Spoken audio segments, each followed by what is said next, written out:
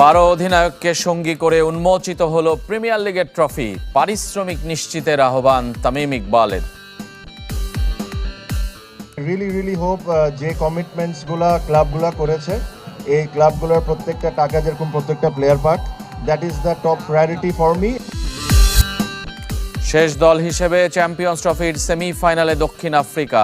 কাল Bharat New Zealand group শ্রেষ্ঠত্ব নির্ধারণের লড়াই। ফুটবল দলের অনুশীলন শুরু, পূর্ণতা পেল কোচিং স্টাফ। ভারতের বিপক্ষে পূর্ণ পয়েন্ট চায় বাংলাদেশ। শুরু হলো ঢাকা প্রিমিয়ার লিগের আনুষ্ঠানিকতা। মিরপুরে 12 দলের অধিনায়ক অংশ নেন ট্রফি উন্মোচন ও ফটো সেশনে। তবে অনুষ্ঠানের মধ্যে উঠে আসে পারিশ্রমিক ইস্যু। ক্লাবের প্রতিশ্রুত অর্থ পাবেন কিনা তা নিয়ে চিন্তিত অধিনায়করা। মোহামেডান অধিনায়ক তামিম ইকবাল বলেছেন, সবাই ঠিক মতো পারিশ্রমিক পাচ্ছে কিনা এটাই তার কাছে সবচেয়ে গুরুত্বপূর্ণ। ঢাকা প্রিমিয়ার লিগের ট্রফি উন্মোচন ও অধিনায়কদের ফটো সেশন। 12 ক্যাপ্টেনের মাঝে আলাদা করে নজর কাড়লেন তামিম ইকবাল। নেতৃত্ব দেবেন তারকাবহুল মোহামেডানের। ঢাকা লিগের ট্রফি সামনে রেখে ক্যামেরার সামনে হাসি খুশি অধিনায়করা। তবে ভেতরে ভেতরে অস্বস্তি। কম পারিশ্রমিক নিয়ে খেলতে হচ্ছে অধিকাংশ ক্রিকেটারকে। ক্লাবের প্রতিশ্রুত অর্থ ঠিকমতো পাবেন কিনা তা নিয়েও শঙ্কা। সবার হয়ে টুর্নামেন্ট শুরুর আগে চিন্তার কথা তুলে ধরলেন তামিম ইকবাল। বিপিএল বলেন, প্রিমিয়ার লিগ বলেন, প্লেয়াররা has suffered financially a lot. So I really hope যে কমিটমেন্টসগুলো ক্লাবগুলো করেছে এই ক্লাবগুলোর প্রত্যেকটা টাকা যেরকম প্রত্যেকটা প্লেয়ার পাক, that is the top priority for me. তামিমের পর অন্যরাও মুখ খোলেন।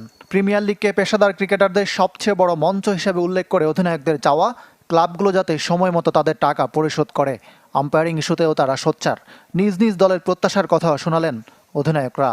একটা অ্যামাউন্ট থেকে অনেক স্যাক্রিফাইস করা হয়েছে, ওই অ্যামাউন্টটা যেন সবাই মেকশিওর করে এবং সেই অ্যামাউন্টটা যেন প্লেয়াররা পায়। এটা খুব চ্যালেঞ্জিং একটা টুর্নামেন্ট। আমাদের বিপিএলটা হবে এবার, পেমেন্ট ইস্যু নিয়ে অনেক ইস্যু নিয়ে সমস্যা হতে হবে, বাট আমরা চেষ্টা করবো সব কিছু সুন্দর করার জন্য। ভালো দল হয়েছে সবগুলো, এবং আপনারা আমাদের জন্য দোয়া করবেন যেন আমরা ভালো পারফর্ম করতে পারি। চেষ্টা করব টিমের জন্য কন্ট্রিবিউট করার, বেস্ট পারফরমেন্স বের করে নিয়ে আসার। একটা নতুন টিম আমরা গড়েছি, তো আশা করি মাঠে ভালো কিছু করতে পারবো।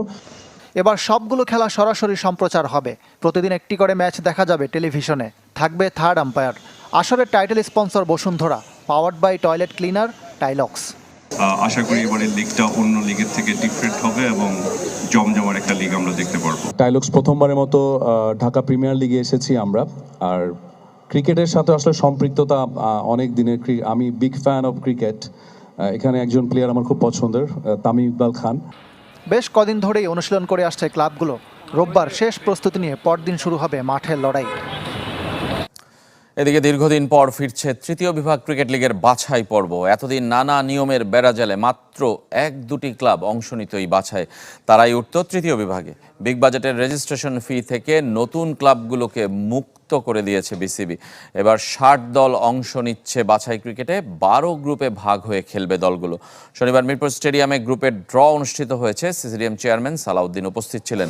8 মার্চ উদ্বোধনী অনুষ্ঠান। ম্যাচ শেষের আগেই সেমিফাইনাল নিশ্চিত করেছে দক্ষিণ আফ্রিকা।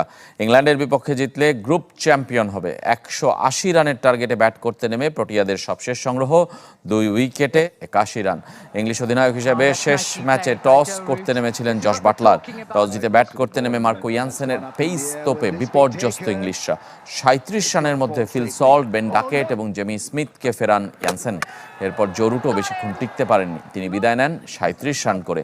শেষ 76 রান তুলতে 6 উইকেট হারায় ইংল্যান্ড। 38 ওভার 2 বলে 179 রানে থামে ইংলিশরা। ইয়ানসেনের সমান 3 উইকেট নিয়েছেন মুল্ডার। জবাবে ব্যাট করতে নেমে 0 রানে ফিরে যান ক্রিস্তান স্টাপস। আর প্রোটিয়াদের ভালো শুরু এনে দিতে পারেননি রিকেলটনও। কাল শেষ হচ্ছে চ্যাম্পিয়ন্স ট্রফির গ্রুপ পর্ব, যেখানে গ্রুপ চ্যাম্পিয়ন হওয়ার লড়াইয়ে মুখোমুখি হবে নিউজিল্যান্ড ভারত। 2 দলই 2টি করে ম্যাচ জিতেছে। তবে শেষ 5 দেখায় ভারতের বিপক্ষে জয় নেই কিউইদের। দুবাইয়ে রোববার খেলা শুরু হবে দুপুর 3টায়। আরব আমিরাত থেকে আরিফুল ইসলামের রিপোর্ট। নামে ভারে চ্যাম্পিয়ন্স ট্রফির বিগ ম্যাচ, অথচ ভারত নিউজিল্যান্ড মুখোমুখি রং হারিয়েছে।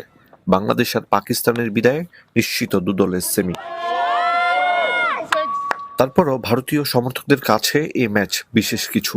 দুবাই স্টেডিয়ামের গ্যালারি যে কারণে দর্শক পূর্ণতার দাবিদার। ৩০০তম ওয়ানডে খেলার অপেক্ষায় বিরাট কোহলি, পুরো বিশ্বে ২২ আর ভারতের ৭ম ক্রিকেটার হিসেবে এমন মাইলফলকের সামনে। পাকিস্তানের বিপক্ষে সেঞ্চুরির পর চলছে কোহলি বন্দনা, বিপরীতে রোহিত শর্মার ফিটনেস নিয়ে শঙ্কা।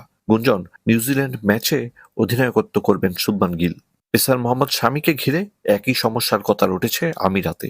এসব ইস্যুতে ভক্তদের আর দোটানায় রাখেননি লোকেশ রাহুল। দলে ফিটনেস নিয়ে দুশ্চিন্তা নেই।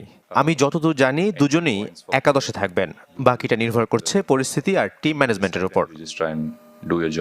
সংবাদ সম্মেলনে এ প্রথম ঋষভ পন্থের সাথে প্রতিযোগিতার কথা স্বীকার করেছেন লোকেশ রাহুল। 2 উইকেট কিপারের মধ্যে চ্যাম্পিয়ন্স ট্রফির সাইড বেঞ্চে পন্থ। মিথ্যা বলবো না, আমাদের মধ্যে প্রতিযোগিতা আছে। সে প্রতিভাবান ক্রিকেটার, ভাগ্যিস আমি নেতৃত্বে নেই।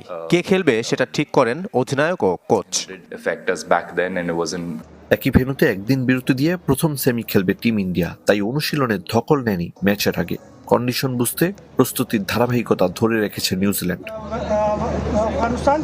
চ্যাম্পিয়ন্স ট্রফির ইতিহাসে দু দলের দ্বিতীয় দেখা এটি। 2 যুগ আগে ভারতকে হারিয়ে দ্বিতীয় আসরে শিরোপা জিতেছিল ব্ল্যাক ক্যাপস। এবার গ্রুপ সেরার লড়াই। ফুটবলের খবর জানাবো। শুরু হলো বাংলাদেশ দলের মাঠের অনুশীলন। 28 জনকে নিয়েই প্রথম সেশন সেরেছেন head coach Javier Cabrera. Coaching স্টাফে ফিরেছেন সহকারী কোচ ডেভিড। স্পেন থেকে এসেছেন নতুন ট্রেনার পেও। জামালের কাছে ভারসাম্যপূর্ণ দল এটি। ফুটবলারদের প্রত্যাশা 3 পয়েন্ট। পুরনো ভেন্যুতে নতুন শুরু। চেন্নাই কিংস অ্যারেনায় ভারতের বিপক্ষে ম্যাচের জন্য অনুশীলন শুরু বাংলাদেশের। এশিয়ান কাপ বাছাই তৃতীয় রাউন্ডের প্রথম ম্যাচ। হাভিয়ের কাবরেরার নতুন মেয়াদে প্রথম ক্যাম্প, নতুন স্পন্সরের ট্রেনিং কিট আর প্রথমবার হামজা চৌধুরীর ক্ষণ গণনা। জামাল ভুঁইয়ার মতো অভিজ্ঞ, আলামিনের মতো নবীনে গড়া দল।